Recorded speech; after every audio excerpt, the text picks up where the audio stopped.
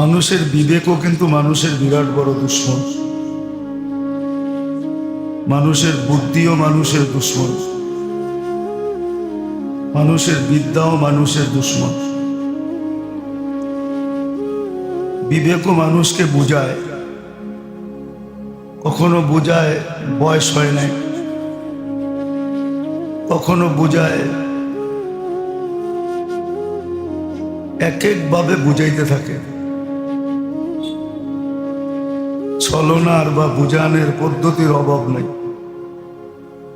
যুবকদেরকে বুঝায় এখনো বয়স হয় নাই,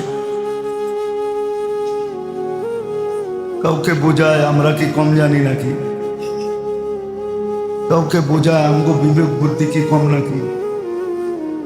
এই যে এই শব্দগুলা, এগুলো হলো দুশ্মনীর নিদর্শন, যে আমার মনই আমার সাথে দুশ্মনী করতেছে, আমার মনেই আমার বিবেকই আমাকে ধোঁকা দিতেছে, আমার বুদ্ধি আমাকে ভুল পথে পরিচালিত করতেছে,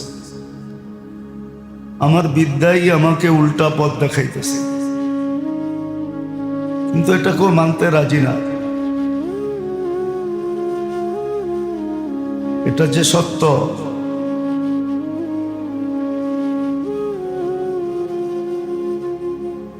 তাহলে কোরআন আর এই কথা বলতো না, ইন্নামা আমওয়ালুকুম ওয়া আওলাদুকুম আদুউন লাকুম ফাহদারু। এই কথা কোরআনে আসতো না যে তুমিও তোমার দুশমন, তোমার মালও তোমার দুশমন, তোমার সন্তানও তোমার দুশমন।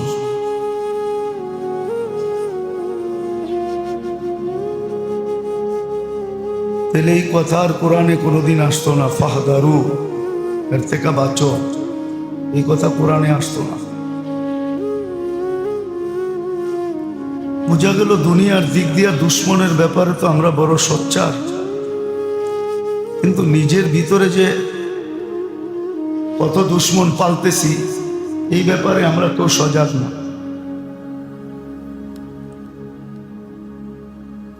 সমস্ত কিছুই আল্লাহ একদিন সামনে নিয়ে আসবে, কিন্তু ওই দিন শুধু অনুশোচনা হবে, লজ্জিত হবে, কিন্তু লজ্জা কোনো কাজে দিবে না, অনুশোচনাও কোনো কাজে দিবে না।